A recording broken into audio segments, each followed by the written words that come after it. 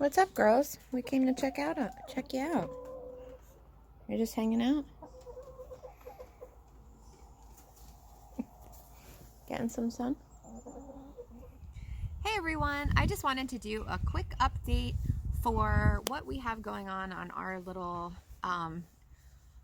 cottage that we have here. Since everything has been so crazy lately, I haven't gotten to update on the chickens recently, and we also have some other kind of exciting things going on that I wanted to share as well. So I'm going to update you on Jimmy and the 4 chicks in a little bit. But they are so super cute. I can't wait to show you all about them. But what I'm doing first, so it's been an absolutely crazy time. Everybody's familiar, so, you know, March 2020 for posterity's sake, but, you know, it's been a scary time. There's been a lot of staying home, and when we do go out to the stores, there's been a lot of food shortages and things like that. So we have really kind of expedited some things here at our home that we were going to do a little bit later in the spring. P.S. I apologize if you hear like banging in the background. Our neighbor 2 houses down is getting their roof done. So there is some noise from that. But so we had planned on doing a big vegetable garden this year. Last year I did a vegetable garden with these 2 trellises that you see behind me, and I used a bunch of fabric pots to grow. I actually don't even have a count of how many we wound up having, but we had pepper plants, cherry tomatoes, and cucumbers. And then I had some random other things here and there, a lot of flowers for the bees, for the pollinators, marigolds and mums and all sorts of stuff like that. So, you know, something that a lot of people don't realize is it's not only to help the bees, to help the pollinators, which I'm, you know, a big environmentalist, so obviously I care about that. But it also, a lot of things like cucumbers, for example, they need the flower to be pollinated in order for the cucumber to actually grow. So if you can use flowers to attract insects to your vegetable plants, you're actually helping your production of your vegetables. So that's something I learned last year. So we were going to expand and do some garden beds this year. So we actually, over this past weekend, we took time off of work and we set up our garden bed a little bit earlier than we had anticipated, because we want to start getting some crops in the ground now that are frost hardy. Now, looking at our 15-day forecast, it seems that we're out, you know, we're in the clear in terms of frost. However, we just had we woke up yesterday morning and there was some snow on the roof of our workshop across the street. So it was literally a dusting, but just in case, I'm not going to plant anything that's not frost hardy.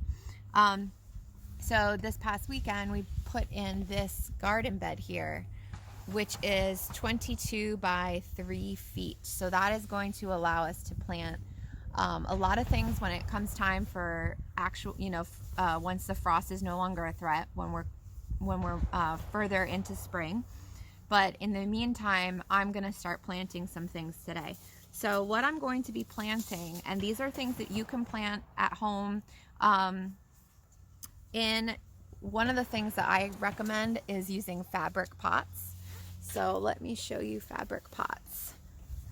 Like I said, last year, this is what I did, and this is all I used. I'll explain why, but we actually filled ours already because we got a delivery of dirt. So we have a bunch of we have 22 fabric pots.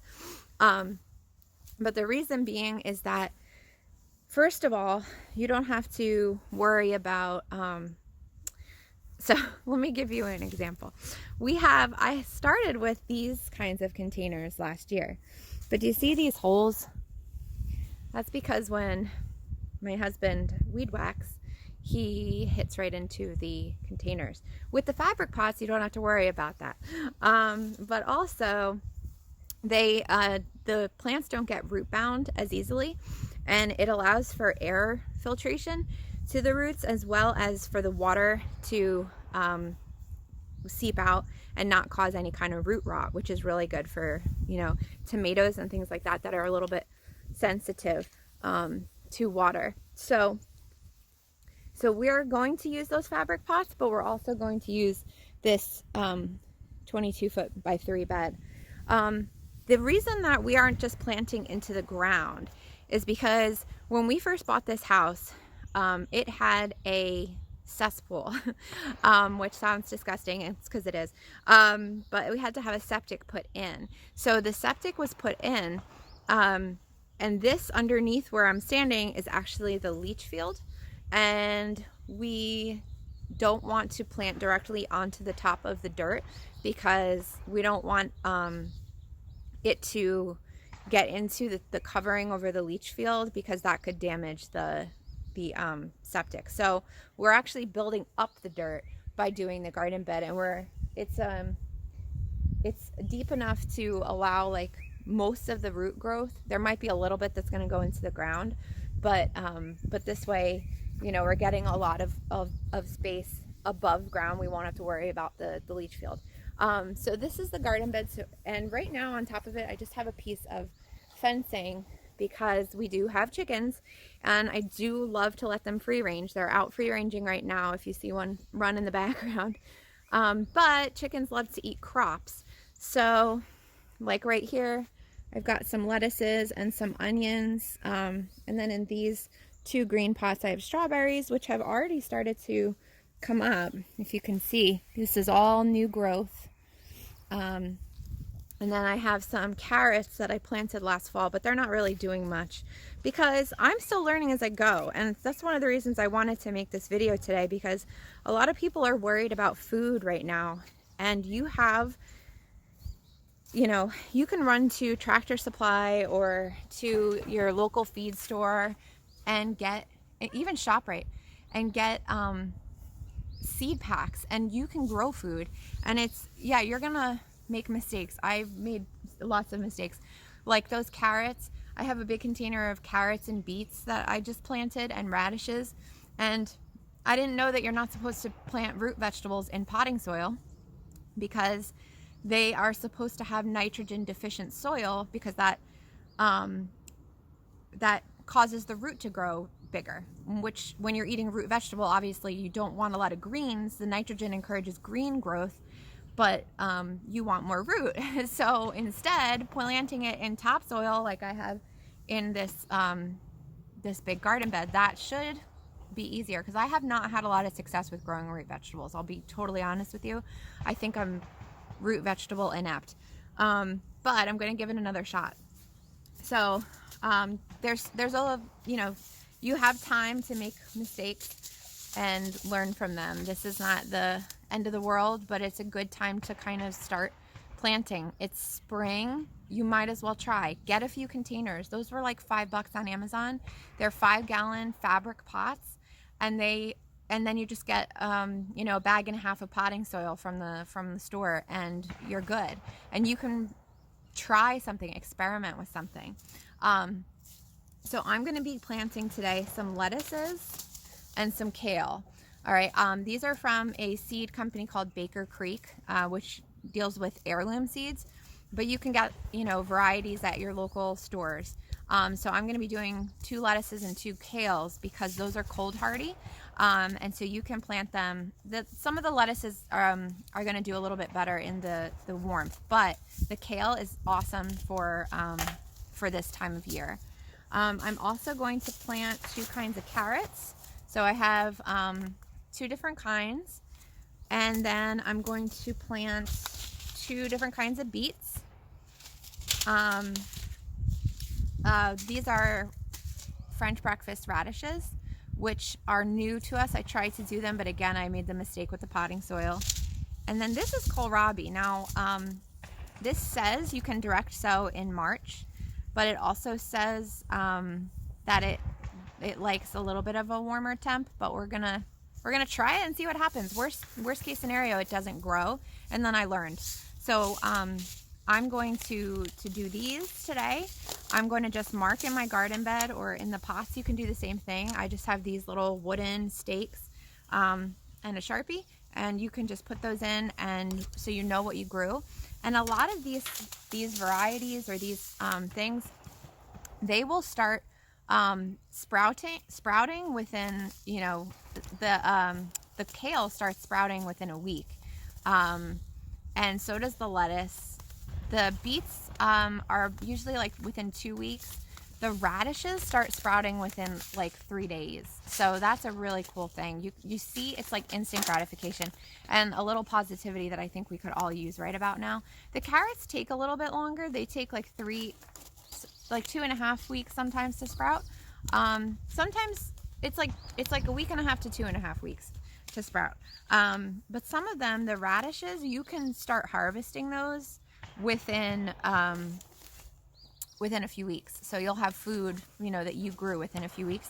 So if you're, again, I haven't had a lot of success with radishes, but everybody that I listen to and follow says that if you are new to gardening, vegetable gardening, then give radishes a try.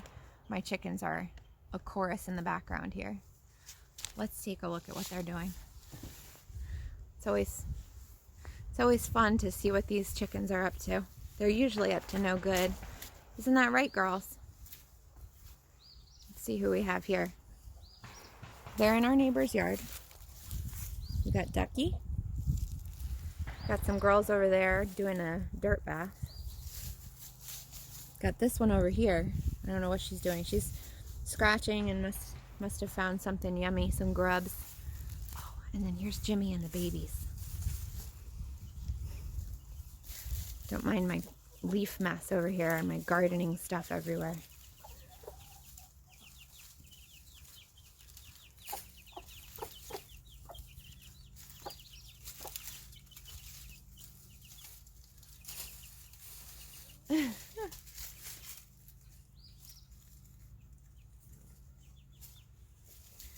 They are getting so big.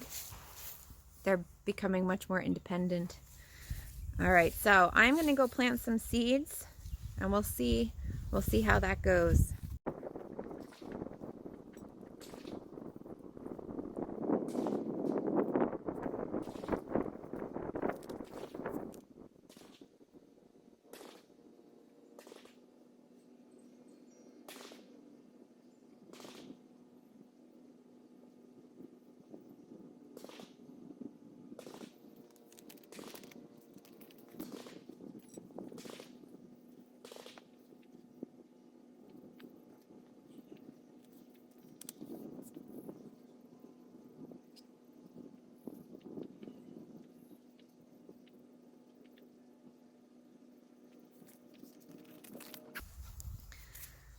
All right, so what I'm doing, guys, is I am just taking a little like dowel rod thing, and I'm making a little divot where the seeds are going to go. So kale and lettuce seeds, you can almost kind of just put them right on the top of the soil because they only should be planted like 1/4 inch, so that's like basically nothing. So what I do is I just make the little row, and then I just go like, I pinch and just close the row up, and that gives you about 1/4 inch of dirt over top of the seed. The carrots, they're 1/8 of an inch, so those I'm not even going to really make much. I'm not even really going to make a pile of dirt over them. I might take some dirt and just sprinkle it, and we'll see what happens there. But they are very, very shallow depth.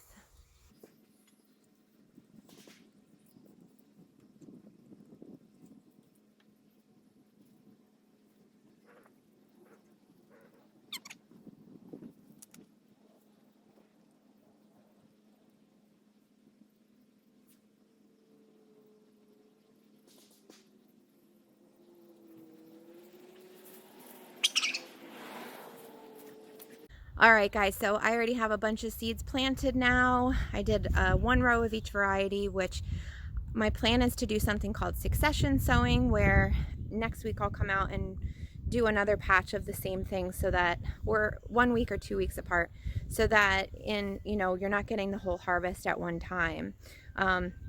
you'll have, you know, stuff every few weeks, you'll have more harvest. So I will update you guys when we start getting some seedlings up, and I will of course keep you posted on our favorite hen Jimmy and her little baby chicks that are really starting to grow up. So if you haven't already liked and subscribed to the channel, I just, you know, post videos like this, little updates on Jimmy and things like that. You can hit like, you can hit subscribe, you can also hit the little bell to get any kind of notifications when I do update about Jimmy and things like that.